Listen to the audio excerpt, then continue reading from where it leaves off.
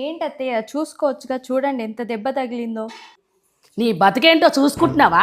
నిన్ను ఎలా పెంచావు, ఎలా బతుకుతున్నావే నువ్వు? అమ్మా, ఏంటమ్మా ఏమైంది ఇప్పుడు?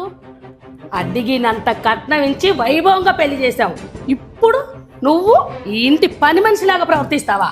అమ్మ, నన్ను ఇక్కడ ఎవరు పని మనిషిలాగా చూసుకోవట్లేదు, నాకేం బాధ లేదు.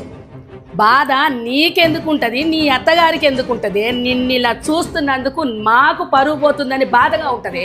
అసలు ఎందుకు వచ్చా చెప్పమ్మా, నీ బాధ ఏంది అసలు? ఇంటి చాకిరంతా చేస్తావు, ఆఫీస్కి వెళ్ళొస్తావు, రాగానే నీ అత్తగారి చాకిరంతా చేస్తావు.